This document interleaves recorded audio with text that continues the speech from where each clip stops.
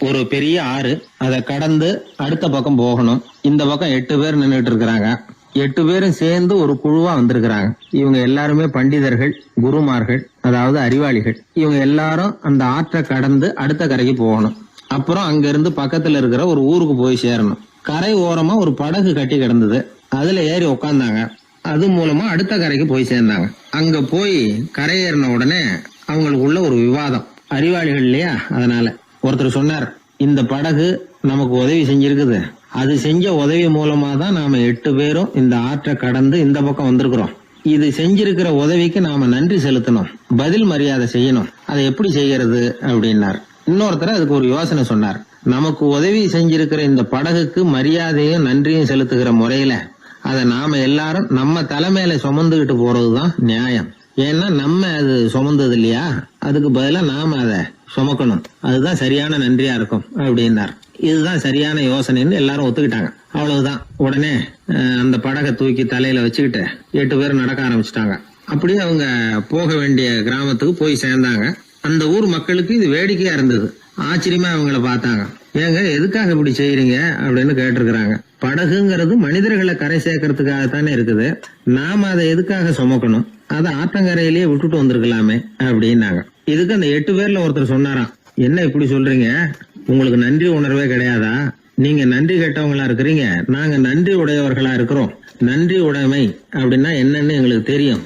அதனாலதான் எங்களை கரை சேர்த்த படகுக்கு நாங்க நன்றி செலுத்துறோம். இந்த படகு எப்பவும் எங்க தலைமையிலதான் இருக்கும் அப்படின்னார். இது புத்தர் சொன்ன ஒரு கதை.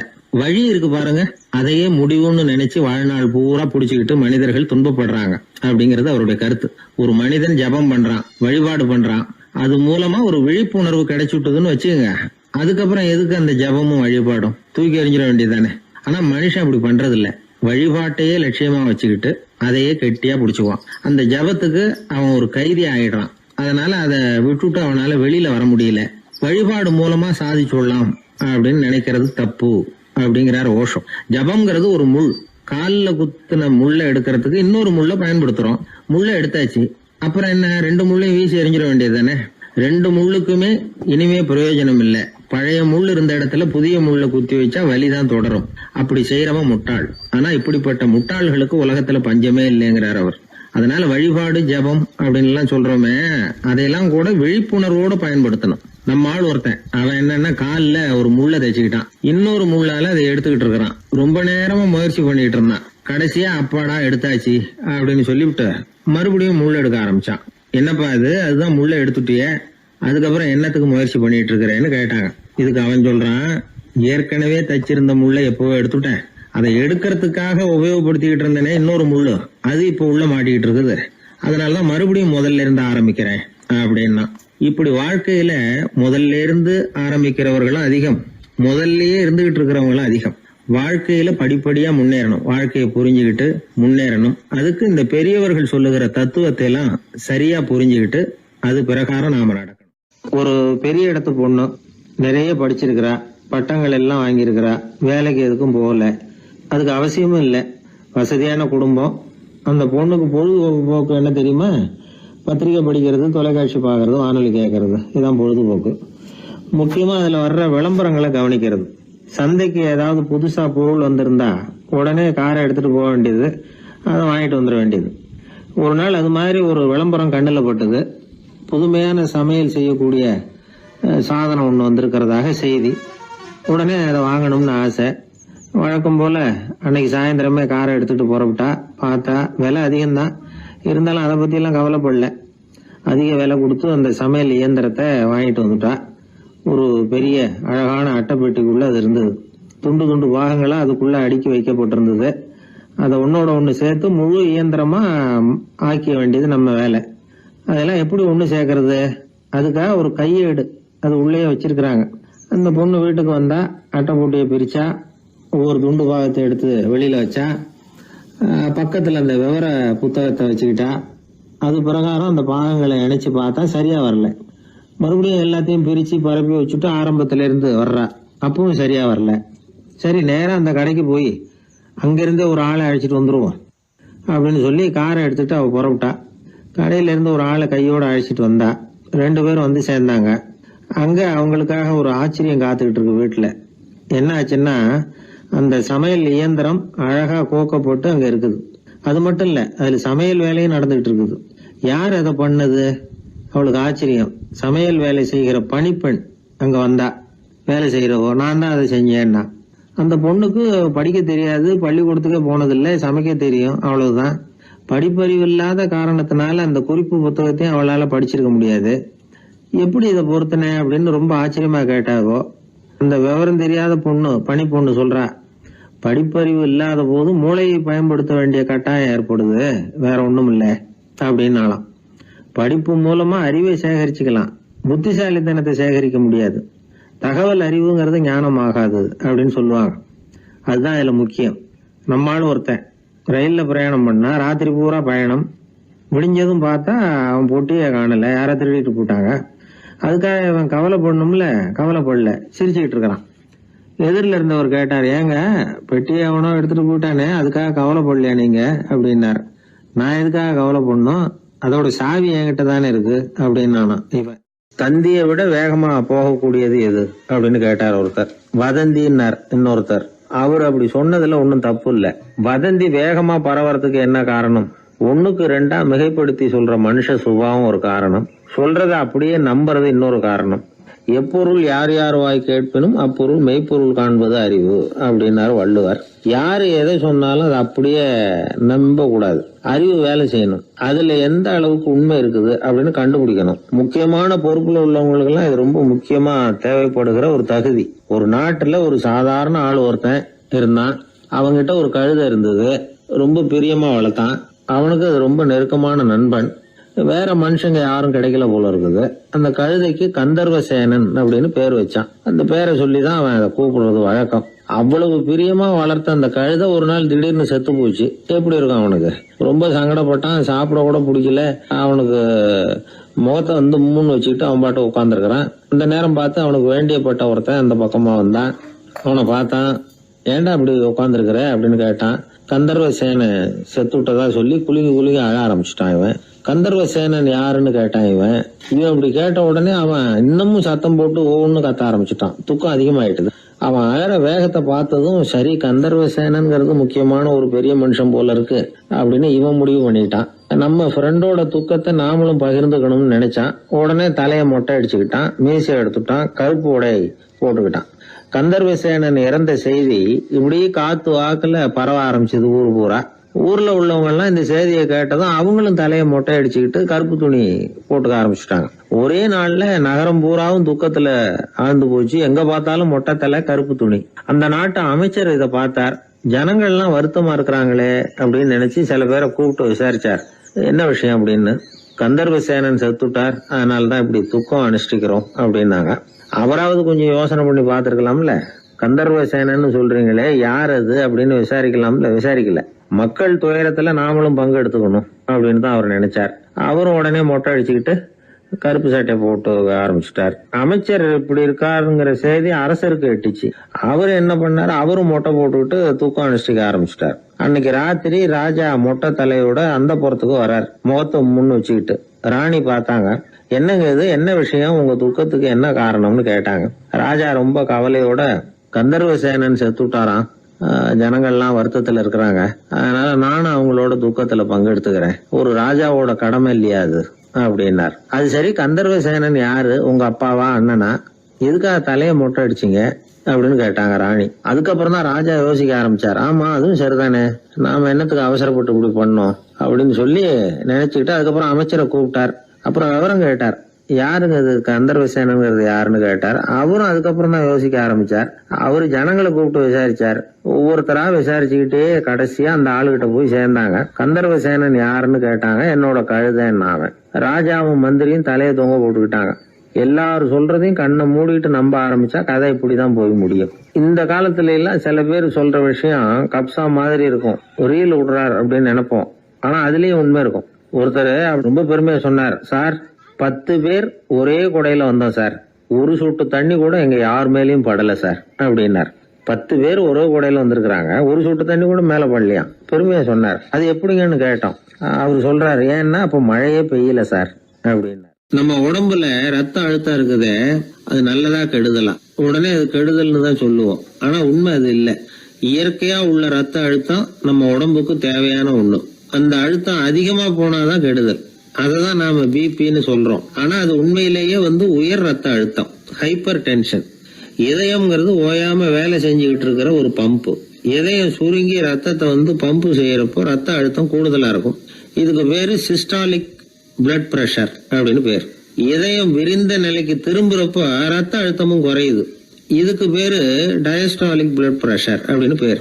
இப்படி இது மாறி மாறி இருக்கும். இந்த பிபி 140 90 இப்படின்லாம் சொல்றாங்கல்ல, இதுதான். சீரா இருக்க வேண்டிய ரத்த அழுத்தம் ஒரு அளவுக்கு மேல அதிகரிச்சுட்டா ஆபத்து ஆரம்பம்னு அர்த்தம். சரி, இந்த உயர் ரத்த அழுத்தம் உண்டாகிறதுக்கு என்ன காரணம்? இதனாலதான் இது வருதுன்னு ஒரு காரணத்தை குறிப்பிட்டு சொல்ல முடியாது. ஆனா வம்சாவளி காரணம், ரொம்ப டென்ஷனான சூழ்நிலையில வேலை செய்யறது, உடம்பு குண்டா இருக்கிறது, இதெல்லாம் இந்த ஹை பிபிக்கு துணை செய்யுது. அப்படிதான் எடுத்துக்க வேண்டியிருக்குது. இது கிருமியினால ஏற்படுற வியாதி இல்லை, உடம்புல ஏற்படுற ஒரு பழுது, அவ்வளவுதான். 40 வயசுக்கு மேலதான் பொதுவா இது பாதிக்கும். அதெல்லாம் சரி, ஒருத்தருக்கு உயர் ரத்த அழுத்தம் இருக்குது, அதை கட்டுப்படுத்துறதுக்கு வழி ஏதாவது உண்டா அப்படின்னா உண்டு. மருந்து கொடுத்தும் சரி பண்ணலாம். மருந்து இல்லாத சிகிச்சை முறைகளும் இருக்குது. இப்ப மருந்து சாப்பிட்றதுன்னா டாக்டர் கிட்ட போயிடலாம். அதுக்கு இப்ப சுமாரா 30 விதமான மருந்துகள் இருக்குதான். மருந்தோட உடல் கட்டுப்பாடும் மனக்கட்டுப்பாடும் சேர்ந்ததுன்னா ரொம்ப விசேஷம். அது இருக்கட்டும், மருந்து இல்லாம நாம செய்ய வேண்டியது என்ன, அதை தெரிஞ்சுக்குவோம். முதல்ல சீரான உடற்பயிற்சி, வாக்கிங் ரொம்ப நல்லது. மனசை அமைதிப்படுத்துறதுக்கு யோகாசனம், ஆழ்நிலை தியானம், இது மாதிரியான பயிற்சிகள் நல்லது. ஒரு காலத்துல யோகாசனம் பண்ணுங்க, தியானம் பண்ணுங்கன்னு சொன்னா ஒரு மாதிரியா பார்த்தாங்க. இப்ப மருத்துவ நிபுணர்களே அதெல்லாம் ரொம்ப அவசியம்தான் அப்படின்னு சொல்றாங்க. இன்னொரு அதிசய சிகிச்சை முறை இப்போ வழக்கத்துக்கு வந்திருக்குது. பயோ ஃபீட்பேக் அப்படின்னு பேர். மூளையின் அழுத்த அலைகளை பதிவு பண்ணி அதை மறுபடியும் உடம்புக்குள்ள செலுத்தி இந்த ரத்த அழுத்தத்தை சீராக்கி போடுறாங்க. சில பேருக்கு இந்த ஹை பிபி பார்டர் லைன்ல இருக்கும். அவங்களுக்கெல்லாம் மருந்துகள் அவசியம் இல்லை. வாழ்க்கை முறையில சில மாற்றங்களை பண்ணிக்கிட்டாவே போதும். பிஹேவியரல் மாடிஃபிகேஷன்ஸ் சொல்றாங்க. அது எப்படின்னா, பரபரப்பான வாழ்க்கை முறையை தவிர்க்கணும். புகைப்பிடிக்கிற பழக்கம், மது அருந்தும் பழக்கம், இதெல்லாம் இருந்தா விட்டுடணும். சாப்பாட்டுல உப்பை குறைக்கணும். கொழுப்பு சத்து ஆகாரங்களை குறைச்சிக்கணும். முடிஞ்சா விட்டுடலாம். குடும்பத்துல ஏற்கனவே யாருக்காவது ஹை பிபி இருந்தா சந்ததிகள் ஜாக்கிரதையா இருக்கணும். நடுத்தர வயசு அடைஞ்சவங்க அப்பப்ப அந்த பிபி செக் பண்ணிக்கிறது நல்லது. டாக்டர் சொல்றத நம்மள பல பேர் சரியாவே கேட்கறது இல்லை. அதனாலதான் இடைஞ்சல். ஒரு ஆளு பிபின்னு சொல்லி டாக்டர் கிட்ட போனான். உடம்பு குண்டா இருக்கு, அதை குறைக்கணும், முதல்ல தினமும் உடற்பயிற்சி பண்ணு அப்படின்னாரு. சரின்னு சொல்லிவிட்டு வந்தான், செஞ்சான். கொஞ்ச நாள் கழிச்சு மறுபடியும் டாக்டர் கிட்ட போனான். என்னப்பா எக்ஸசைஸ் பண்ணியா அப்படின்னு கேட்டார். தினமும் பண்ணேன் டாக்டர்னா. என்ன பண்ணேன்னு கேட்டார். முன்னெல்லாம் சிகரெட்டை கடையில வாங்குவேன், இப்ப நான் அப்படி வாங்குறத விட்டுட்டேன். தினமும் நானே என் கையாலேயே உருட்டி தயார் பண்றேன் டாக்டர். இது ஒரு எக்ஸசைஸ் தானே அப்படின்னா. ஒரு தடவை கலைவாணர் NS கிருஷ்ணன் பேராசிரியர் கல்கியை சந்திச்சு பேசிக்கிட்டு இருந்தாராம். கலைவாணர் கல்கியை பார்த்து, எனக்கு கதை எழுத ஆசையா இருக்கு, எப்படி எழுதுறதுன்னு கேட்டாராம். கதை எழுதுறதுக்கு 4 மை வேணும்னாராம் கல்கி. அப்படியா, அப்படின்னா என்னென்ன கலர் மை அப்படின்னு கேட்டிருக்காரு கலைவாணர் சிரிச்சுக்கிட்டே. நான் சொன்னது கலர் மை இல்லை, அது வேற மை. அதாவது கதை எழுதுறதுக்கு தேவைப்படுகிற 4 மை எதுன்னா, 1 திறமை, 2 பேணாமை, 3வது தனிமை, 4வது பொறுமை அப்படின்னாராம். உடனே கலைவாணர், உங்க யோசனை அருமை அப்படின்னாராம். அதுதான் கலைவாணர். பொதுவா எழுத்தாளர்கள் எழுதுற மாதிரி நடந்துக்கிறது இல்ல. ஆனா கலைவாணர் என்ன சொல்லுவாரோ அதே மாதிரி நடந்துக்குவார். எல்லாருக்கும் எல்லாம் கிடைக்கணுங்கிற கருத்தை சினிமா படங்கள்ல வலியுறுத்துவார். அதே மாதிரி நடைமுறை வாழ்க்கையிலேயும் எல்லாருக்கும் எல்லாமும் கொடுப்பார். பணம், பதவி, புகழ் இப்படி எதுவுமே இல்லாத ஒரு சாதாரண மனுஷனா இருந்தா கூட இவர் மனுஷனுக்கு கொடுக்கற மரியாதையில கொஞ்சமும் குறைச்சல் இருக்காது. இந்த குணம் சாதாரணமா எல்லாருக்கும் இருக்கிறது இல்ல. அவரு சினிமா தியேட்டருக்கு போய் சினிமா பாக்குறது வழக்கம். அவரு வந்திருக்கிறாருங்கிறது தெரிஞ்சா போதும், வெளியில பிச்சைக்காரங்க கூடிடுவாங்க. இது அவருக்கு தெரியும். வெளியில நம்மளை நம்பி ஒரு கூட்டம் காத்துக்கிட்டு இருக்குமேன்னு நினைப்பார். உடனே ஒரு 100 ரூபா நோட்டை கொடுத்து சில்லறையா மாத்திட்டு வர சொல்லுவார். படம் முடிஞ்சு வெளியில வர்றப்போ சில்லறையோட வருவார். எல்லாருக்கிட்டையும் கொடுத்துருவார். ஏன்னா எல்லாரும் தேடிட்டு வருவாங்க அவரை. என்ன எல்லாரும் சௌக்கியமா இருக்கிறீங்களா அப்படின்னு பிரியமா விசாரிப்பார். ஏதோ ரொம்ப நெருங்கின சொந்தக்காரங்களை விசாரிக்கிறது மாதிரி விசாரிப்பாரு. தன்கிட்ட இருக்கிற சில்லறையை எல்லாருக்கும் சமமா பிரிச்சு கொடுத்துட்டு தான் அங்கிருந்து புறப்படுவார். ஒரு நாள் அது மாதிரி புறப்படுற சமயத்துல ஒரு சின்ன பையனுக்கு சில்லறை எதுவும் கிடைக்கல கொடுக்கறதுக்கு. இது கலைவாணருக்கு தெரியாது. கார்ல ஏறி புறப்பட்டு போயிட்டார். அந்த பையன் காரை புடிச்சுக்கிட்டு பின்னாடியே ஓடியாந்துருக்கிறான். ஐயா, நீங்களே இல்லைன்னு சொன்னா நான் என்ன பண்றது? இன்னைக்கு பட்னி தான், அம்மாவுக்கு வேற உடம்பு சரியில்லை அப்படின்னு கத்திக்கிட்டே ஓடியாந்தானா. கலைவாணர் கவனிச்சுட்டார். உடனே காரை நிறுத்த சொன்னார். இறங்கினார். அந்த சின்ன பையனை கட்டி பிடிச்சிக்கிட்டு என்ன மன்னிச்சுக்கப்பா, நான் கவனிக்காம வந்துட்டேன் அப்படின்னு சொல்லி அழ ஆரம்பிச்சுட்டாராம். இன்னொரு தடவை இதே மாதிரி ஒரு தியேட்டர்ல இருந்து வெளியில வந்திருக்கிறார். ஒரு ஆள் அவர்கிட்ட வந்து நின்றுருக்கார். அவர் கொடுக்கறதுக்கு இவர்கிட்ட பணம் இல்ல. பணம் இல்லையாப்பா அப்படின்னாராம். உங்ககிட்டயே இல்லையா அப்படின்னாராம் அவரு. கலைவாணருக்கு மனசு ரொம்ப சங்கடமா போச்சு. உடனே புறப்பட்டு வீட்டுக்கு போனார். அங்க இங்க தேடி பார்த்து அங்க இருந்த கொஞ்சம் நெஞ்ச சில்லறை எடுத்தார். காரு டிரைவரை கூப்பிட்டார். தியேட்டர் வாசல்ல நின்றுகிட்டு இருந்த ஆசாமியோட அங்க அடையாளங்களை சொன்னார். காரை எடுத்துட்டு போய் அந்த ஆளை கண்டுபிடிச்சு இந்த காசை கொடுத்துட்டு வா அப்படின்னு அனுப்பி வச்சாராம். பிச்சை போடுறதுக்காக காரை அனுப்புனதாக வேற யாரை பத்தியாவது நீங்க கேள்விப்பட்டிருக்கிறீங்களா? அவர் ஒரு வித்தியாசமான மனிதர், வித்தியாசமான கலைஞர்.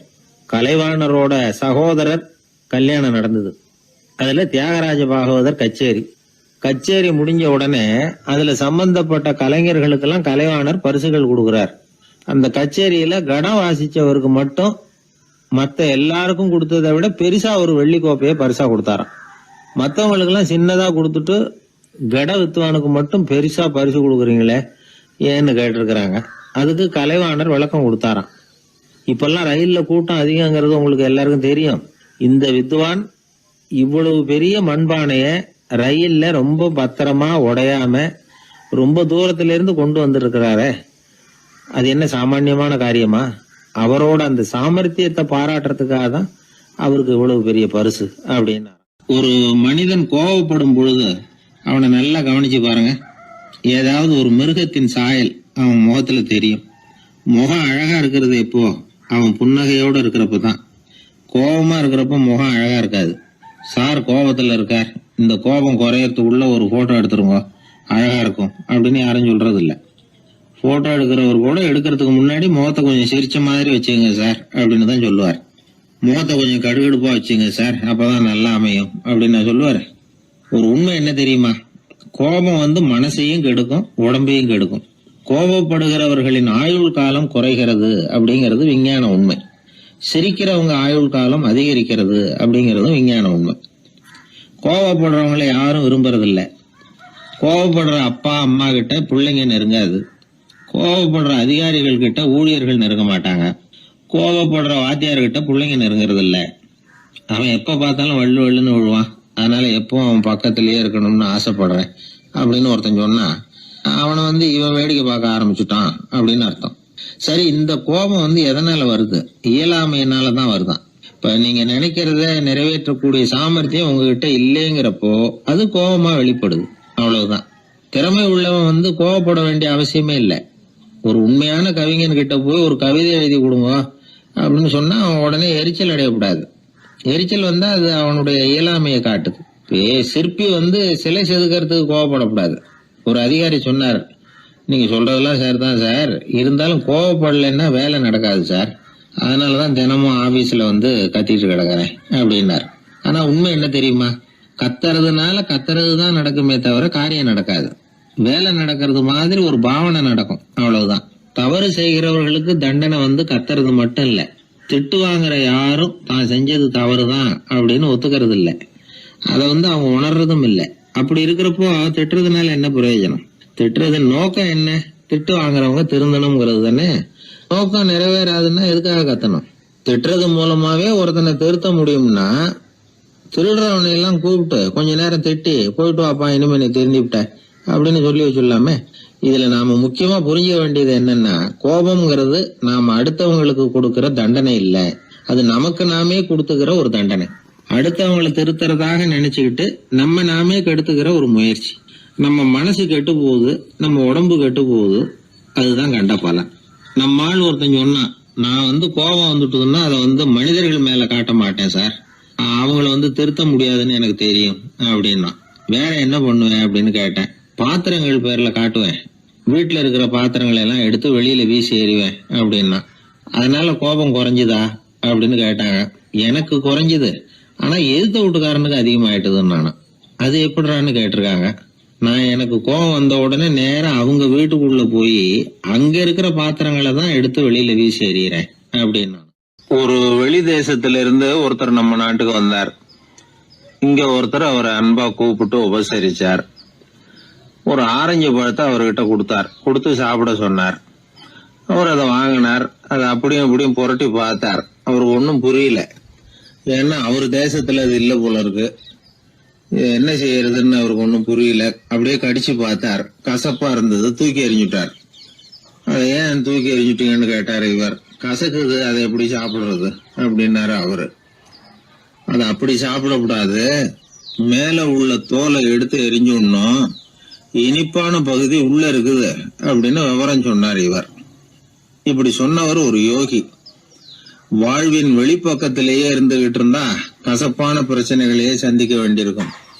உள்பக்கத்துக்கு போகணும், அப்பதான் அங்க இருக்கிற இனிப்பை உணர முடியும் அப்படிங்கிறார் அந்த யோகி. நாமெல்லாம் 2 வகையான வாழ்க்கை வாழறோமா. மேலோட்டமான வெளிப்படையா உள்ள வாழ்வுங்கிறது ஒண்ணு, உள்ளார்ந்த வாழ்வுங்கிறது ஒண்ணு. வாழ்வின் வெளிப்புறம் பிரச்சனைகளும் சவால்களும் நிறைஞ்சது, உள்புறம் அமைதியா இருக்கிறது. இந்த உள்பக்கத்துலதான் மகிழ்ச்சியான வாழ்வுக்கு தேவையான புதையல் இருக்குதான். யாரு கண்டா அந்த புதையலை? ஆழ்நிலை தியானம் எல்லாம் பண்றாங்கல்ல, அது எதுக்காக? அந்த புதையலை கண்டுபிடிக்கிறதுக்கு தான். நாம் அந்த உள்பக்கத்துக்கு போய் அங்க உள்ள ஊக்க சக்தியையும் புத்திசாலித்தனத்தையும் பொறுக்கி எடுத்துக்கிட்டு அன்றாட வாழ்க்கையில அதையெல்லாம் உபயோகப்படுத்தணும். மனசு ஒரு குரங்கு மாதிரி அலையுதுங்கிறோம், அதை கட்டுப்படுத்த முடியலங்கிறோம். மனசு அலையிறது உண்மைதான். தேனி எதுக்காக அலையுது? தேனுக்காக அலையுது. அது மாதிரிதான் மனசும் அலையுது. மகிழ்ச்சி, சாந்தி இதுகளை தேடி அலையுது. மனசை உள்பக்கமா அலைய விடணும். மகிழ்ச்சியான வாழ்வுக்கு என்னென்ன தேவைங்கிறத இந்த யோகி சொல்றார். ஊக்கம், புத்திசாலித்தனம், அமைதி, சாந்தம். இது எல்லாம் நம்ம கிட்ட நமக்குள்ளேயே இருக்குது. அதனாலதான் சொர்க்கம் நமக்குள்ளே இருக்குன்னு சொல்றது. புதையல நமக்குள்ளேயே வச்சுக்கிட்டு அதை தேடி புலம்பிக்கிட்டு இருக்கிறது ரொம்ப வேடிக்கைங்கிறார் அவர். இதெல்லாம் கேட்கறப்போ உங்கள பல பேருக்கு கோபம் கூட வரலாம். என்ன சார் இது, இன்று ஒரு தகவல்ல ஏதாவது உபயோகமா சொல்லுவீங்கன்னு பார்த்தா என்னமோ தத்துவம் எல்லாம் பேசிக்கிட்டு இருக்கிறீங்களேன்னு நினைக்கலாம் நீங்க. இதுவும் உபயோகமான விஷயம்தான். நாம தியானம் அது இதுன்னு எதுவும் பண்ணலன்னா கூட மனசுல அழுத்தமோ இறுக்கமோ இல்லாம எப்பவும் சந்தோஷமா இருக்கிறதுக்கு பழகிக்கிட்டா அதுவே போதும். ஏன்னா மன இறுக்கத்தினாலேயே ஏகப்பட்ட நோய்கள் வருதான்.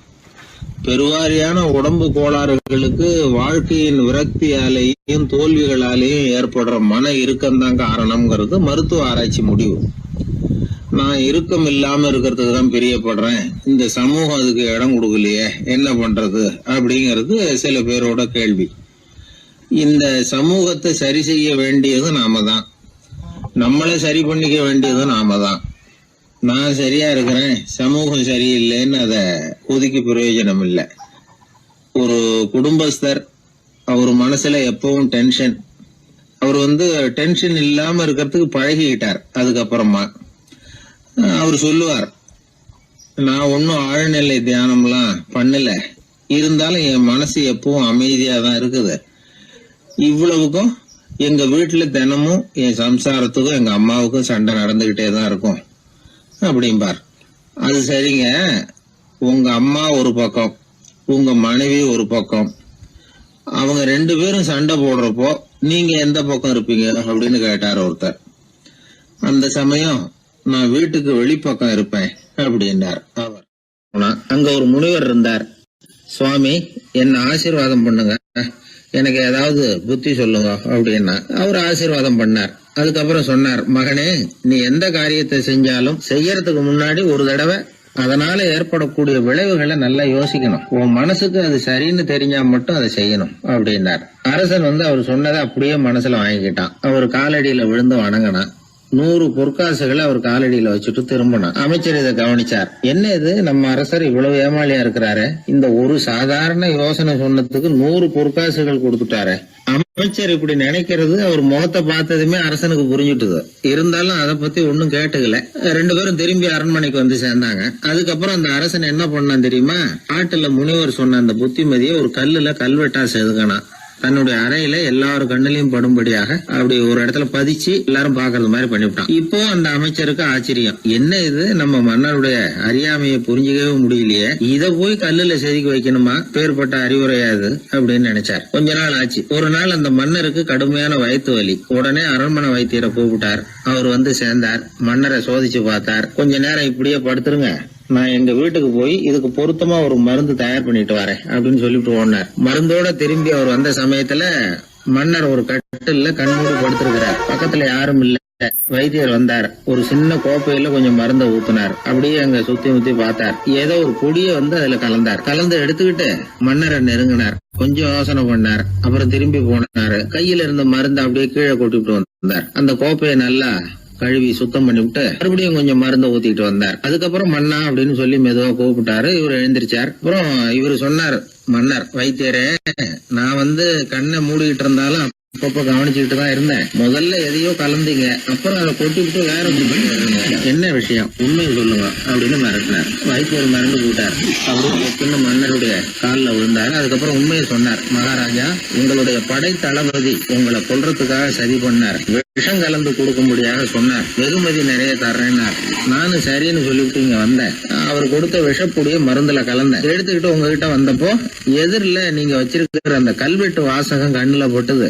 எந்த காரியத்தை செஞ்சாலும் அதோட விளைவுகளை பத்தி யோசிக்க சொல்லிச்சு அந்த வாசகம். யோசனை பண்ணுனேன், என் உயிருக்கே ஆபத்துங்கிறத புரிஞ்சுக்கிட்டேன். உடனே திரும்பி போய் அதை கொட்டி கழுவி விட்டு வேற நல்ல மருந்தா ஊத்திக்கிட்டு வர்றேன் அப்படின்னார். இப்ப அந்த மன்னர் அமைச்சரை கூப்பிட்டார். பாத்தீங்களா, இந்த புத்திமதிய அன்னைக்கு நீங்க அலட்சியமா நினைச்சீங்க, இன்னைக்கு அதுதான் என் உயிரை காப்பாத்தி இருக்குது அப்படின்னார். அமைச்சர் தலையை குனிஞ்சுக்கிட்டாராம். அதனால பெரியவர்கள் நமக்கு சொல்ற புத்திமதி சாதாரணமா தான் தெரியும். அதுக்காக நாம வந்து அதை அலட்சியம் பண்ணிடக்கூடாது. இந்த காலத்துல ஒருத்தன் ஒரு சாமியார் கிட்ட போனா ஒரு 1000 ரூபாய அவர் காலடியில வச்சுட்டு திரும்பி வந்தான். எதுக்கு அதுன்னு கேட்டேன். இன்னைக்கு நான் இந்த அளவுக்கு நல்லபடியா இருக்கிறதுக்கு அவர் தான் காரணம். ஏற்கனவே ஒரு தடவை இவர்கிட்ட வந்து புத்தி சொல்லுங்கன்னு கேட்டேன், மாட்டேன்னு விட்டார். அன்னைக்கு அவர் ஏதாவது எனக்கு புத்தி சொல்லி நான் அது பிரகாரம் நடந்திருந்தேன்னா இன்னைக்கு நான் வீணா போயிருப்பேன்.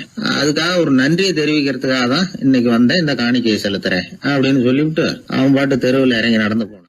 உழைப்பும் நேர்மையும் உயர்வதற்கு வழிகள். அதை விட்டுட்டு உட்கார்ந்த இடத்துல இருந்துகிட்டே உயர போகணும் அப்படின்னு ஆசைப்படக்கூடாது. பல பேர் அப்படிதான் கற்பனை பண்றாங்க. அந்த கற்பனையிலேயே பாதி வாழ்க்கை ஓடி போடுது. உழைப்புங்கிற வழியையும் நேர்மைங்கிற வழியையும் ஒதுக்கி விட்டு குறுக்கு வழியில ஓட நினைக்கிறவங்க குப்புற விழுந்துடுறாங்க. எந்த தொழிலை நாம செய்தாலும் சரி, அந்த தொழிலுக்குரிய பெருமையை நாம புரிஞ்சுக்கிட்டு அதுல ஈடுபடணும். அப்படி இல்லாம என்ன சார் பொழப்புது, இந்த தொழிலை மனுஷன் செய்வானா அப்படி புலம்பிக்கிட்டே இந்த தொழிலையே செஞ்சுக்கிட்டு இருக்கிறவங்க நம்மள பல பேர் உண்டு. செய்யும் தொழிலே தெய்வம் அப்படின்னு சொல்றாங்கல்ல, அப்படி சொல்றது எதுக்காக? அந்த அளவுக்கு அதுல ஒரு ஈடுபாடு வேணுங்கிறதுக்காகத்தான். ஒரு பெரிய மலைப்பகுதி, அந்த மலை அடிவாரத்துல ஒரு சிற்பி உட்காந்து ஒரு சிலையை வடிச்சுக்கிட்டு இருக்கிறான். கையில ஒரு சின்ன உளிய வச்சுக்கிட்டு ஒரு பெரிய கருங்கல் பாறையை கொஞ்சம் கொஞ்சமா உடைச்சுக்கிட்டு இருக்கான். ஒரு சிற்பத்தை வடிக்கிறதுங்கிறது அவ்வளவு உன்னதமான ஒரு தொழிலா? எல்லாராலையும் முடியுமா அது? அப்படி இருந்தும் அந்த சிற்பிக்கு மன நிறைவில்லை.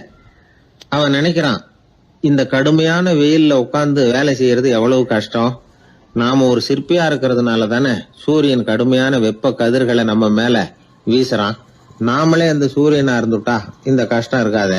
நம்மளை கஷ்டப்படுத்துறவன் நம்மளை விட வலிமை உள்ளவன். அதனால நாம அவனா மாறி விடுறதுதான் நல்லது அப்படின்னு அந்த சிற்பி யோசனை பண்ணான். அவன் எண்ணம் உடனே நிறைவேறிட்டுது. இயற்கைங்கிற மாபெரும் சக்தி அவனை ஒரு சூரியனா மாத்தி விட்டுது. சிற்பி இப்போ ஒரு சூரியனா மாறினான்.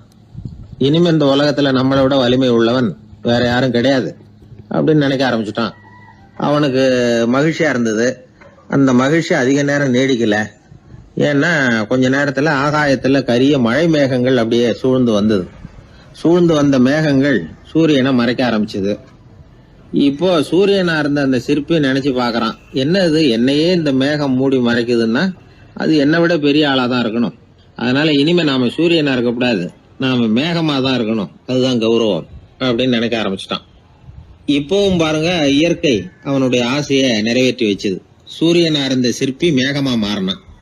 வான வீதியில அப்படி உல்லாசமா வர ஆரம்பிச்சான். அந்த உல்லாசமும் அதிக நேரம் நீடிக்கல. எதிரில பார்த்தா பிரம்மாண்டமான மலைகள் வழியை அடைச்சிட்டு நிக்குது. வேகமா வந்த மேகம் மலையில மோதிக்கிட்டுது. அந்த மலையை தாண்டி அப்பால செல்ல முடியல. இப்போ அந்த மேகம் நினைக்குது, நாம எந்த தடையும் இல்லாம அந்தரத்துல மிதந்து வர்றோம். நம்மையே போக விடாம தடுக்குதுன்னா அந்த மலைக்கு எப்பேற்பட்ட வலிமை இருக்கணும். இனிமேலும் நாம மேகமா இருந்து பிரயோஜனம் இல்ல, இருந்தா மலையா இருக்கணும், அதுதான் பெருமை அப்படின்னு நினைக்க ஆரம்பிச்சான். இப்பவும் பாருங்க, இயற்கை அவனுடைய ஆசையை நிறைவேற்றி வச்சது. மேகமா இருந்த சிற்பி மலையா மாறினான். பெரிய மலை பூமிக்கும் வானத்துக்குமா நின்றுகிட்டு இருக்கு. இனிமே நமக்கு எந்த கவலையும் இல்லை அப்படின்னு நினைச்சது அந்த மலை. இப்படி நினைச்சுக்கிட்டு இருந்த வேளையில அந்த மலையோட காலடியில அடிவாரத்துல ஏதோ சத்தம் கேட்டது.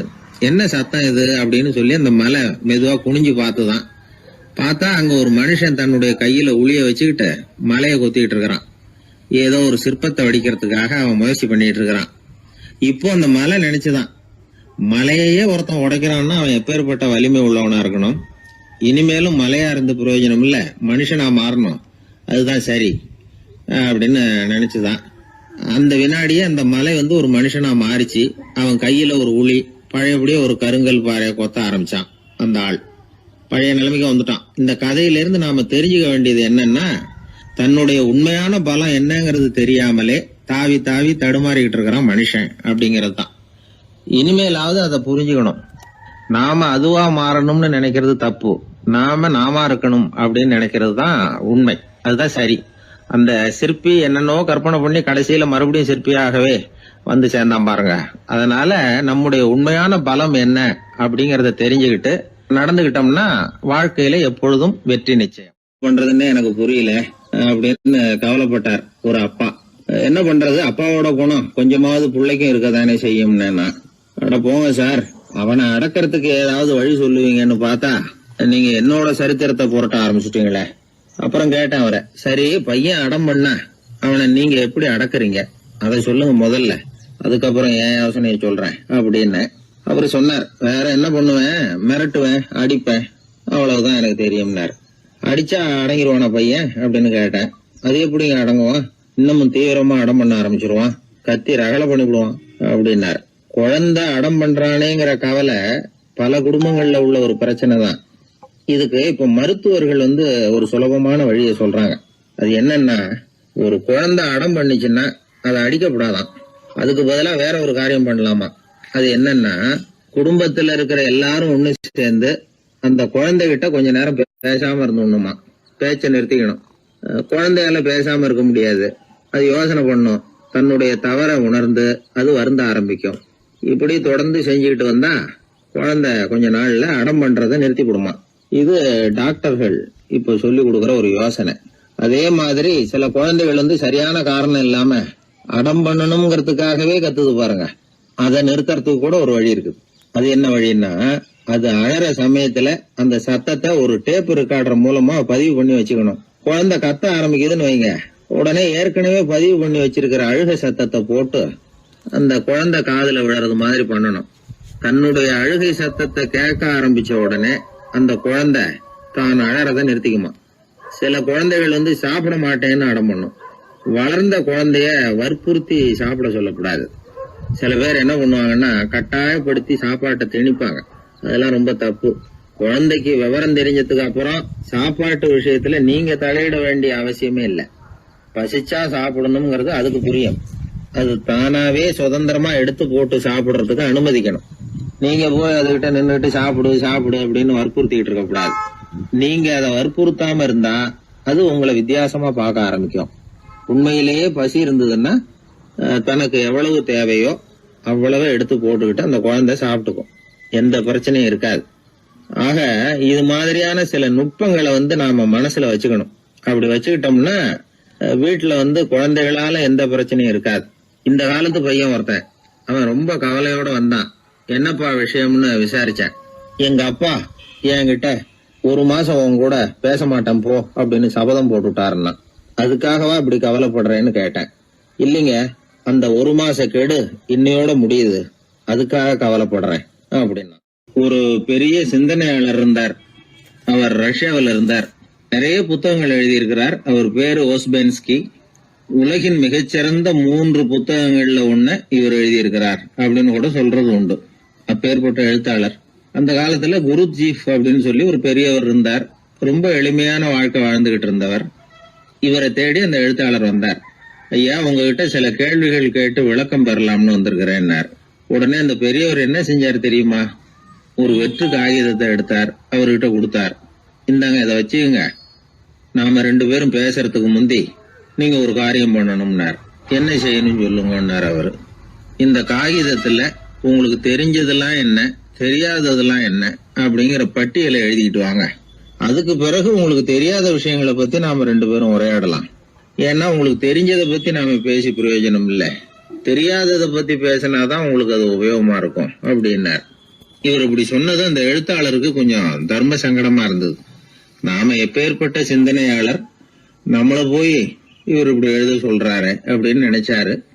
இருந்தாலும் அந்த பெரியவர் பேர்ல இவருக்கு ரொம்ப மரியாதை. அதனால அவர் கொடுத்த காகிதத்தை வாங்கிட்டு தனியா ஒரு இடத்துல போய் உட்கார்ந்தார். யோசிக்க ஆரம்பிச்சார். முதல்ல யோசிச்சார், கடவுளை எனக்கு தெரியுமா அப்படின்னு. கடவுளை பற்றித்தான் எனக்கு தெரியுமே தவிர கடவுளை தெரியாதுங்கிறது புரிஞ்சுது. அதனால தனக்கு தெரிந்த ஒரு விஷயம் கடவுள் அப்படின்னு அவரால் குறிப்பிட முடியல. அடுத்தபடி ஆத்மாவை பத்தி சிந்திச்சார். ஆத்மாவை பற்றித்தான் நமக்கு தெரியுமே தவிர ஆத்மா நமக்கு தெரிஞ்ச விஷயமா இருக்கல அப்படிங்கறது புரிஞ்சுது. அதனால ஆத்மாவையும் தெரிஞ்ச பட்டியல்ல சேர்க்க முடியல. இப்படி ஒவ்வொன்னா அவர் யோசிக்க யோசிக்க எதுவுமே நமக்கு தெரியலங்கிறது அவருக்கு தெளிவாச்சு. நேரம் எழுந்திரிச்சு அந்த பெரியவர்கிட்ட போனார். ஐயா, உங்களை சந்திக்கிற வரைக்கும் எவ்வளவோ விஷயங்கள் எனக்கு தெரிஞ்சிருக்கிறதாக நினைச்சேன். ஆனா உங்ககிட்ட நிறைய கேள்விகள் கேட்கணுங்கிற ஆர்வத்தோட தான் வந்தேன். ஆனா நீங்க கேட்ட ஒரு கேள்விக்கு விடை காண முயன்ற போது எனக்கு எதுவுமே தெரியலங்கிறத புரிஞ்சுக்கிட்டேன் அப்படின்னார். அப்படின்னா உலக புகழ்பெற்ற இவ்வளவு புத்தகங்களை உங்களால எப்படி எழுத முடிஞ்சதுன்னு கேட்டார். இவரு சொன்னார், ஐயா, இப்பதான் எனக்கு புரியுது. எனக்கு தெளிவில்லாத பல விஷயங்களையும் நான் எழுதியிருக்கிறேன். அவையெல்லாம் வெறும் வார்த்தை குவியல்கள்ங்கிறத நான் இப்ப உணர்றேன். வார்த்தைகளே அறிவு அப்படிங்கிற மயக்கத்தில இருந்து இப்ப நான் விடுபட்டுட்டேன். அறிவுத்துறையில நான் ஒரு பூஜ்யம்ங்கிறது புரிஞ்சு போச்சு அப்படின்னார். இப்ப பெரியவர் சொன்னார், இப்பதான் உங்களுக்கு உண்மையான அறிவு ஏற்பட ஆரம்பிச்சிருக்குது. எப்போ ஒரு மனிதன் தன்னுடைய அறியாமைய உணர ஆரம்பிக்கிறானோ அப்போதுதான் அறிவின் தொடக்கத்துல அடி எடுத்து வைக்கிறான் அப்படின்னார். அதுக்கு பிறகு என்னாச்சு தெரியுமா? இந்த எழுத்தாளர், சிந்தனையாளர் ஓஸ்பென்ஸ்கி புஸ்தகம் எதுவுமே எழுதலையாம், அதோட விட்டாராம். நம்முடைய அறியாமை நமக்கு புரிய ஆரம்பிச்சுட்டதுன்னா நமக்கு அறிவு வளர ஆரம்பிச்சுட்டதுன்னு அர்த்தம். அது நமக்கு புரியறது இல்லை, அதுதான் சிக்கல். ஒரு நண்பர் சொன்னார், சார், நான் எப்போ வீட்டை பூட்டி விட்டு வெளியூர் போனாலும் திருடன் பூட்டை உடைச்சு விடுறான். அதனால இப்ப புத்திசாலித்தனமா ஒரு காரியம் பண்ணிவிட்டு உங்க ஊருக்கு வந்திருக்கிறேன்னார். என்ன செஞ்சிருக்கிறீங்கன்னு கேட்டேன். வீட்டை பூட்டாமலே வந்துட்டேன் அப்படின்னார். உபயோகமா இருக்கு அப்படின்னார். உடனே பார்வை இல்லாத அந்த பெரியவர் சொன்னாரு, வெளிச்சம்னு ஒண்ணு உண்மையிலேயே இருக்குதா அப்படின்னு கேட்டாராம். உண்மையிலேயே வெளிச்சம் இருக்குங்க அப்படின்னு சொல்லி இருக்கிறாங்க, அதை நான் நம்ப மாட்டேன் அப்படின்னாரா அவரு. சூரியன் இருக்கு, சந்திரன் இருக்கு, நட்சத்திரம் இருக்கு அப்படின்னு எல்லாம் சொல்லி பார்த்துருக்குறாங்க, அதையெல்லாம் ஒத்துக்கிறேன். ஆனா அதையெல்லாம் என்ன கொஞ்சம் தொட்டு பார்க்க விடுங்களேன் அப்படின்னாராம். அதையெல்லாம் தொட்டு அறிய முடியாது அப்படின்னு சொல்லியிருக்கிறாங்க. அப்படின்னா முகர்ந்து அறியறேன், மோந்து பாக்குறேன். மோர்ந்து பார்க்க விடுங்க, ஏதாவது வாசனை வருதான்னு பாக்குறேன் அப்படின்னு இருக்காரு. அதுவும் முடியாதேன்னாங்களாம். பெரியவர் யோசனை பண்ணிருக்கிறார். சரி, பரவாயில்ல, முரசு அடிக்கிறது மாதிரி அடிச்சு பார்க்கவாவது ஏற்பாடு பண்ணி கொடுங்க, அதை அடிச்சு பார்த்து அதோட சத்தத்தை உணர்ந்துக்கிறேன் அப்படின்னாராம். அதாவது ஒளியின் ஒலியை, அதாவது வெளிச்சத்தின் சத்தத்தை புரிஞ்சுக்கிறேன் அப்படின்னு சொல்லியிருக்கிறார். அதுக்கும் சாத்தியம் இல்லைன்னு சொல்லியிருக்கிறாங்க. சரி, அதுவும் முடியலன்னா அந்த வெளிச்சத்துல கொஞ்சம் எடுத்து என் கையில கொடுங்க, வாயில போட்டு சாப்பிட்டு பாக்குறேன் ருசி எப்படி இருக்குன்னு அப்படின்னு சொல்லி பார்த்திருக்காரு. எந்த வகையிலயும் அவரை அதை ஒத்துக்க வைக்க முடியல. சுத்தி இருந்தவங்க எல்லாம் குழம்பி போயிட்டாங்க. என்னங்க, நாங்க சொல்றத நீங்க நம்பலையா அப்படின்னு கேட்டிருக்காங்க. என்னுடைய 4 புலன்களுக்கும் புலப்படாத ஒன்ன நான் மாயை அப்படிங்கிறேன். நீங்க என்ன அவமானப்படுத்துறதுக்காக இப்படி சொல்றீங்கன்னு நினைக்கிறேன். ஏதோ உங்களுக்கு எல்லாம் பார்வைன்னு ஒண்ணு இருக்கிறதாகவும் அது எனக்கு இல்லைங்கிறதாகவும் சொல்லி என்ன நீங்க அவமதிக்கிறீங்க அப்படின்னார். தர்க்க சாஸ்திரத்துல மேதையான அந்த பெரியவர். சுத்தி இருந்தவங்க பார்த்தாங்க, வெளிச்சம் இருக்குங்கிறத இவர் நம்பணும், இவரை நம்ப வைக்கணும் அப்படின்னா அது புத்தரால தான் முடியும் அப்படின்னாராம் ஒருத்தர். சரி அவர்கிட்டயே போவோம் அப்படின்னு சொல்லி எல்லாரும் அவர்கிட்ட போய் சேர்ந்தாங்க. விவரத்தை சொன்னாங்க. புத்தர் சிரிச்சாராம். எப்படிப்பட்டதுன்னு நான் நினைக்கிறேனோ, அதாவது உண்மை, அப்படித்தான் அவரும் நினைக்கிறார். எதையும் அனுபவபூர்வமா உணர்ந்தாதான் நம்ப முடியும். ஒளிய அனுபவித்து அறியாத வரையில அது இருக்கிறதா இல்லையா அப்படிங்கிற கேள்விக்கு இடம் கிடையாது. அதனால அவரு அதை நம்பாததும் சரிதான் அப்படின்னு சொன்னாராம் புத்தர். அதுக்கப்புறம் சொல்லியிருக்கார், உங்களை குணப்படுத்தி கொள்ளலாம், உங்களுக்கு தேவை ஞானி கிடையாது, உங்களுக்கு தேவை மருத்துவர் அப்படின்னாரா. ஒரு டாக்டர் கிட்ட அழைச்சிட்டு போயிருக்கிறாங்க. பார்வை கிடைச்சிட்டுது. வெளிச்சத்தை கண்டதும் அவர் மகிழ்ச்சி அடைஞ்சார். புத்தரை வணங்கினார். நான் வாதம் பண்ணேன், நீங்க எதிர்வாதம் பண்ணல, என்னுடைய பிரச்சனை மருத்துவரால் தான் தீரும் அப்படின்னு சொல்லி எனக்கு பார்வை கிடைக்க செஞ்சீங்க அப்படின்னாராம். மனித குலத்துல ரொம்ப அதிகமானவர்கள் நிலைமை இப்படித்தான். கண்ணை மூடிக்கிட்டு அதை சரின்னு ஒருத்தர் வலியுறுத்தி சொல்லிட்டு இருந்தா அவருக்கு உதவுறது அப்படிங்கிறது முடியாத காரியம். இந்த காலத்துல சில பேர் கண்களை திறந்துகிட்டே சில காரியங்கள் பண்ணுவாங்க. அது தப்புன்னு அவங்களுக்கு பின்னாடிதான் புரியும். ஒருத்தர் தன்னுடைய வலது காலில் கட்டு போட்டுக்கிட்டு அப்படி வந்தார். என்ன ஆச்சுன்னு விசாரிச்சாங்க. எங்க வீட்டு கண்ணாடி ஜன்னல்களை வெளிப்போக்கமா இருந்து சுத்தப்படுத்திக்கிட்டு இருந்தேன், சரியா தொடச்சிக்கிட்டு இருக்கோமா அப்படின்னு கொஞ்சம் பின்னாடி தள்ளி நின்னு பார்த்தேன் அப்படின்னார். அதுக்கும் உங்க கால் உடைஞ்சதுக்கும் என்ன சம்பந்தம்னு கேட்டாங்க. நான் குடியிருந்தது 4வது மாடியாச்சே அப்படின்னாராம். ஊர்ல ஒரு மன்னர் இருந்தார். அவரு பக்கத்து தேசத்து மேல படையெடுக்கணும்னு நினைச்சுக்கிட்டு இருந்தார். அதையும் தன்னுடைய நாட்டோட சேர்த்துக்கணுங்கிற ஆசை. எப்போ படையெடுக்கலாம்னு யோசிச்சுக்கிட்டு இருந்தார். இப்படி யோசிச்சுக்கிட்டு இருந்த சமயத்துல ஒரு பெரியவர் அவரை தேடிட்டு வந்தார். அவர் அடிக்கடி வருவார், அவர்கிட்ட பேசிக்கிட்டு இருப்பார். இப்போ அப்படித்தான் வந்தார். என்ன மன்னா யோசனைன்னாரு. இவர் தன்னுடைய யோசனையை சொன்னார். இந்த சமயத்துல மன்னருக்கு தாகம் எடுத்தது, தண்ணி குடிக்கணும் போல இருந்தது. உடனே அங்க இருந்த ஒரு அரண்மனை பணியாளரை கூப்பிட்டார். போய் கொஞ்சம் தண்ணி கொண்டு வாப்பா அப்படின்னார். அந்த பணியாளர் போனார். ஒரு கோலையில தண்ணி கொண்டு வந்தார். ராஜா கிட்ட நீட்டினார். ராஜா அதை வாங்கி குடிக்கிறதுக்காக வாய்கிட்ட கொண்டுட்டு போனார். அந்த நேரம் பார்த்து, மன்னா கொஞ்சம் பொறுங்கன்னார் இந்த பெரியவர். ஆவலோட குடிக்க போன மன்னர் அப்படியே நிறுத்திக்கிட்டு பெரியவரை பார்த்தார். இப்ப அந்த பெரியவர் சொன்னார், மன்னா இப்போ உங்களை விட வலிமை உள்ள ஒரு சக்தி உங்களுக்கு தண்ணி கொடுக்க மறுத்துடுதுன்னு வைங்க, உங்களை குடிக்க விடாம தடுத்துடுது அப்படின்னா, இப்ப இந்த ஒரு கோவள தண்ணீரை என்ன விலை கொடுத்து வாங்குவீங்க அப்படின்னு கேட்டார். இப்போ எனக்கு இருக்கிற தாகத்துக்கு என்னுடைய அரசாங்கத்துல பாதியையாவது கொடுத்து இந்த தண்ணியை வாங்கறதுக்கு தயங்க மாட்டேன்னார் அவர். சரி இப்ப அந்த தண்ணியை குடிங்கன்னார் பெரியவர். மன்னர் ஆவலோட அந்த தண்ணியை குடிச்சு முடிச்சார். அதுக்கப்புறம் கொஞ்ச நேரம் தன்னுடைய படையெடுப்பு பத்தி சொல்லிட்டு இருந்தார். கொஞ்ச நேரம் கழிச்சு மறுபடியும் இந்த பெரியவர் கேட்டார், மன்னா இப்போ நீங்க ஒரு கோவள தண்ணீரை குடிச்சு முடிச்சுட்டீங்க. இப்ப அந்த தண்ணீர் உங்க உடம்ப விட்டு வெளியில வரக்கூடிய பாதை அடப்பட்டு போச்சு அப்படின்னு வச்சுங்க, அதை வெளியேற்றுவதற்காக நீங்க எவ்வளவு செலவழிப்பீங்க அப்படின்னு கேட்டார். மன்னர் யோசனை பண்ணார். அப்படி ஒரு நிலைமை ஏற்பட்டு போச்சுன்னா என்னுடைய அரசாங்கம் பூராவையும் அதுக்கு ஈடா தர்றதுக்கு கூட தயங்க மாட்டேன்னார்.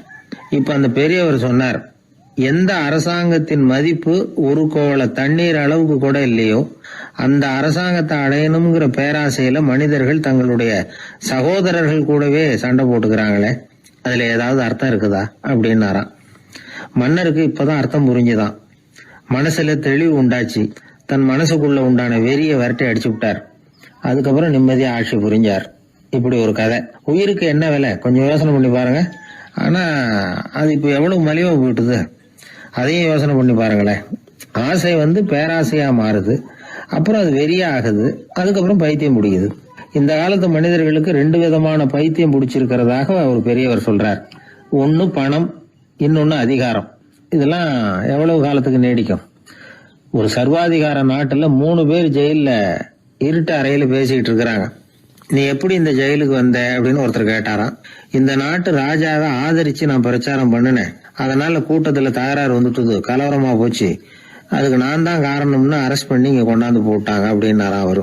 சரி நீ எப்படி இங்க வந்த அப்படின்னு இன்னொருத்தரை பார்த்து கேட்டிருக்காரு. நான் இந்த நாட்டு ராஜாவை எதிர்த்து பிரச்சாரம் பண்ணேன், அதனால கலவரம், அரெஸ்ட் பண்ணி கொண்டாந்து போட்டாங்கன்னார். சரிப்பா நீ எப்படி அங்க வந்த அப்படின்னு 3வது ஆளை பார்த்து இவங்க கேட்டாங்களாம். இதுக்கு அந்த ஆள் மெதுவா வெளிச்சத்துக்கு நான் தான் இந்த நாட்டு ராஜா அப்படின்னா. சில பேருக்கு தொட்டதெல்லாம் வெற்றியா முடியும், சில பேருக்கு தொட்டதெல்லாம் தோல்வியா முடியும். இதுல உள்ள ரகசியம் என்ன? அதை தெரிஞ்சுக்கணும்னா இந்த கதையை கேளுங்க. ஜப்பான்ல ஒரு பெரிய வீரர் இருந்தார். அவர் பேரு நொபுனாகா. அவர்கிட்ட இருந்த படை வீரர்கள் கொஞ்சம் பேர் தான். சிறிய படை பலத்தை வச்சுக்கிட்டு பெரிய பெரிய படைகளை எல்லாம் முறியடிச்சிருக்கிறார். அவர் அவ்வளவு சாமர்த்தியம் உள்ளவர். ஒரு தடவை எதிரி மீது படையெடுத்து போயிருக்கிறார். அப்போ அவருடைய படை வீரர்களுக்கும் தளபதிக்கும் ஒரு சந்தேகம் வந்துட்டுது. இந்த போர்ல நாம வெற்றி பெற முடியுமா அப்படிங்கிற சந்தேகம் இருந்தாலும் இதை எப்படி தலைவர்கிட்ட தெரிவிக்கிறது? ரொம்ப யோசனை பண்ணாங்க. கடைசியா கொஞ்சம் துணிச்சலை வரவழைச்சுக்கிட்டு மெதுவா கேட்டுட்டாங்க. அவர் பார்த்தார், சரி அதை நாம முடிவு செய்ய வேணாம். புத்த விகாரத்துக்கு போயிட்டு வருவோம், பூவா தலையா போட்டு பாத்துருவோம், என்ன வருதோ அது பிரகாரம் செயல்படுவோம். என்ன சொல்றீங்க? ஏன்னா போருக்கு செல்லும் பொழுது முழு மனசோட போகணும், ஊசலாட்டம் இருக்கக்கூடாது அப்படின்னார். தளபதியும் படை வீரர்களும் சரின்னு ஒத்துக்கிட்டாங்க. உடனே அவங்க எல்லாரும் அங்க பக்கத்துல இருந்த கோயிலுக்கு போனாங்களாம்.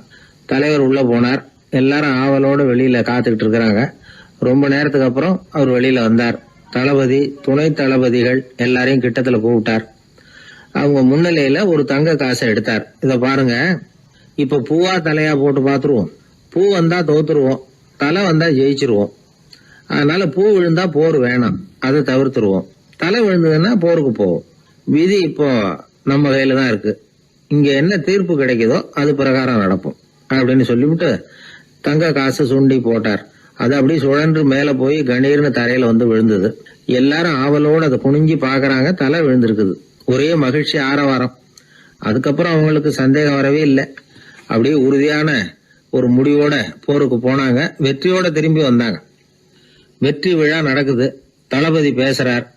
இந்த வெற்றியை காசுதான் முடிவு பண்ணுச்சு, அதனால விதியை வெல்ல யாரால முடியும் அப்படின்னார். சொல்லிவிட்டு உட்கார்ந்தார். அப்போ அந்த தலைவர் தன்கிட்ட இருந்த அந்த தங்க காசை எடுத்து ரகசியமா தளபதி கிட்ட கொடுத்தாராம். தளபதி அதை வாங்கி பாக்குறாரு. அந்த நாணயத்துல 2 பக்கமும் தலை தான் இருக்குது. இதுல இருந்து என்ன தெரியுதுன்னா, வெற்றியின் ரகசியம் என்னன்னா மன உறுதி தான். எதை செஞ்சாலும் மனக்குழப்பம் இருக்கக்கூடாது. எண்ணி துணிக கருமம், இது வள்ளுவர் வாக்கு. பரீட்சை ரிசல்ட் வர்ற சமயம் ஒரு பையன் ஒரு காசை சுண்டி போட்டு தலையா பூவா பாத்துக்கிட்டு இருந்தான். என்னப்பா பாஸா ஃபெயிலா பாக்குறியா அப்படின்னு கேட்டாங்க. பரீட்சை ரிசல்ட்டை பொறுத்த வரைக்கும் எனக்கு சந்தேகம் இல்லை சார் அப்படின்னா. அப்புறம் எதுக்கு இது அப்படின்னு கேட்டாங்க. ரிசல்ட் வந்த பிறகு எங்க அப்பா என்னை திட்டுறதோட விட்டுருவாரா இல்ல அடிப்பாரா அப்படிங்கறத தெரிஞ்சுக்கிறதுக்காக இது அப்படின்னு. ஒரே ஒரு ஊர்ல ஒரு ராஜா இருந்தார். அவரு ஒரு வித்தியாசமான ராஜா. எந்த வகையில வித்தியாசமானவர்னு கேட்டா, மக்கள் கிட்ட வரி வசூல் பண்றதுல கொஞ்சம் வித்தியாசமானவர். மற்ற மன்னர்கள் மாதிரி ஒரு நேரடியா வரி வசூல் பண்றது இல்ல, கொஞ்சம் மறைமுகமா அதை பண்ணுவார். அது எப்படின்னா, ஒவ்வொரு குடிமக்களுக்கும் மாசம் ஒரு மரக்கால் நெல்லு மக்கள் கொடுக்கறது இல்ல, ராஜா மக்களுக்கு கொடுப்பார். ஒரு மரக்கால் நெல்ல, அதாவது அரண்மனையில இருந்து ஒவ்வொரு வீட்டுக்கும் நெல் வந்து சேர்ந்துரும். அந்த ஒரு மரக்கால் நெல்ல இவங்க வாங்கிட்டு அதுக்கு பதிலா ஒரு மரக்கால் அரிசிய ராஜாவுக்கு திருப்பி கொடுக்கணும். இதுதான் அந்த ஊர் வழக்கம். ராஜா வந்து ஜனங்களுக்கு நெல்லை கொடுத்துட்டு அதுக்கு பதிலா அதே அளவு அரிசியா திருப்பி வாங்கிக்குவார். இதை தவிர வரி எதுவும் வசூல் பண்றது இல்ல. இப்படி ஒரு ராஜா. இது மேம்போக்கா பாக்குறதுக்கு ஏதோ சாதாரணமா தெரிஞ்சாலும் குடிமக்கள் ரொம்பவும் கஷ்டப்பட்டாங்க. ராஜா கொடுக்கற நெல்லையே அரிசியாக்கணும், அதோட இன்னும் ஒரு பாதி அரிசியை இவங்க சேர்த்தும் கொடுத்தாகணும். மக்கள் வந்து ராஜாவை திட்ட ஆரம்பிச்சுட்டாங்க. இந்த ராஜா எப்ப சாவார் அப்படின்னு எதிர்பார்க்க ஆரம்பிச்சுட்டாங்க. ஏன்னா ரொம்ப கஷ்டப்படுத்துறாரு அப்படின்னு. பல பேர் அந்த ஊர்ல வீட்டை காலி பண்ணிவிட்டு வெளி தேசத்துக்கு போயிட்டாங்க. இங்க காலம் தள்ளுறது ரொம்ப கஷ்டம்னு. மக்கள் எதிர்பார்த்தது மாதிரியே நடந்தது. அந்த மன்னன் நோய் வந்து படுத்த படுக்கை ஆயிட்டான். ராஜா இப்படி சாக கிடக்குறாருன்னு தெரிஞ்சும் மக்கள் யாருமே வந்து பாக்கல. எப்படி பாப்பாங்க? அவர் தான் எப்ப போவாருன்னு பாத்துக்கிட்டு இருக்கிறாங்களே. என்ன ஏன் யாருமே வந்து பார்க்க மாட்டேங்கிறாங்க நம்ம குடிமக்கள்ல அப்படின்னு மந்திரி கிட்ட கேட்டார் ராஜா. நம்ம ஊர்ல மக்கள் எங்க இருக்காங்க பாக்குறதுக்குன்னாரு அவரு. ஏன் என்னாச்சு அவங்களுக்குன்னு கேட்டார். அமைச்சர் அப்பதான் அரசனுக்கு அவன் பண்ணின தவறை வந்து சுட்டி காட்டினார். மக்களுக்கு இழைத்த கொடுமையை எடுத்து சொல்லி புரிய வச்சார். அதுக்கப்புறம் தான் மன்னருக்கு ஞானோதயம் வந்தது. செய்த பாவங்களை எண்ணி வருத்தப்பட்டான். மெதுவா அமைச்சர் பக்கம் திரும்பி, எங்க என் புள்ளன்னு கேட்டான். அவர் எங்கேயாவது ஊர் சுத்திக்கிட்டு இருப்பார், சூதாட்ட விடுதிகள்ல கிடப்பார் அப்படின்னாரு அமைச்சர். அவன் எங்க இருந்தாலும் உடனே அழைச்சிட்டு வாங்கன்னு உத்தரவு போட்டார் ராஜா. அடுத்த நாளே இளவரசனை கொண்டாந்து நிறுத்தினாங்க. தந்தையே என்ன செய்யணும்னா சொல்லுங்க அப்படின்னு கேட்டான் இளவரசன். அவர் சொன்னார், மகனே, மக்களுக்கு வந்து நான் பொல்லாதவன் ஆயிட்டேன், அவங்கெல்லாம் என்ன நல்லவன்னு சொல்லணும். அப்படி அவங்கள சொல்ல வைக்க வேண்டியது உன்னோட பொறுப்புன்னார். தந்தையே, நீங்க வந்து கவலைப்படாதீங்க, உங்களை ரொம்ப ரொம்ப நல்லவர்னு மக்கள் சொல்லும்படியாக நான் செய்யறேன் அப்படின்னா பையன். அதுக்கப்புறம் கொஞ்ச நாள்ல பையன் பட்டத்துக்கு வந்தான். அவன் என்ன பண்ணான், வரி வசூல் பண்ற முறையில ஒரு மாற்றத்தை உண்டு பண்ணான். என்ன மாற்றம் பண்ணனான்னா, ஒவ்வொரு வீட்டுக்கும் ஒரு மரக்கால் உமிய கொடுக்கறது, அதுக்கு பதிலா ஒரு மரக்கால் அரிசியை வாங்கிக்கிறது. அப்பா என்ன பண்ணாரு, நெல்லை கொடுத்துட்டு அரிசியா வாங்கினார். இவன் மகன் உமிய கொடுத்துட்டு அரிசியா வாங்கினான். கொஞ்ச காலம் ஆச்சு. ஒரு நாள் மந்திரியை கூப்பிட்டு கேட்டான், அமைச்சரே, நம்ம ஊர் மக்கள் என்ன பேசிக்கிறாங்க அப்படின்னு. உங்க அப்பா ரொம்ப நல்லவன்னு பேசிக்கிறாங்க அப்படின்னாரு அமைச்சர். எப்படி இருக்கு பாருங்க, இவன் பண்ற கொடுமையில அப்பங்கார ரொம்ப நல்லவன் ஆயிட்டான். அதாவது இளவரசனை விட பழைய மன்னரே ரொம்ப நல்லவர், ரொம்ப பாதி கஷ்டம் தான் இது முழு கஷ்டம்ங்கிறது மாதிரி ஆயிட்டுது. எப்படியோ அப்பாவுக்கு கொடுத்த வாக்க புள்ள காப்பாத்தி விட்டான். அதாவது மன்னர் ரொம்ப நல்லவர்னு சொல்ல வைக்கிறேன்னு தானே சொன்னான், அதே மாதிரி சொல்ல வச்சுட்டான். இந்த காலத்துல இது மாதிரி அப்பாவுக்கு உதவுற பிள்ளைகள் உண்டு. ஒரு பிள்ளையாண்டான்னு சொன்னான், நான் எங்க அப்பாவுக்கு ரொம்ப ரொம்ப உதவியா இருக்கிறேன் அப்படின்னா. அப்படியா, உங்க அப்பாவுக்கு ரொம்ப உதவியா இருக்கிறியா அப்படின்னா, உங்க அப்பா என்ன செஞ்சிட்டு இருக்காருன்னு கேட்டேன். சும்மாதான் இருக்கிறார் அப்படின்னா அவன். சும்மா இருக்கிறதுக்கு இவன் உதவியா இருக்கிறானா? இப்படி இருக்கிறாங்க. அதாவது நல்லவன் அப்படின்னு பேர் வாங்குறது ரொம்ப கஷ்டம். அத எந்த வகையில வாங்கணும்னு முடிவு பண்றதுதான் முக்கியம். அதனால வாழ்க்கையில நாம மன்னரா இருந்தாலும் சரி, சாதாரண மக்களா இருந்தாலும் சரி,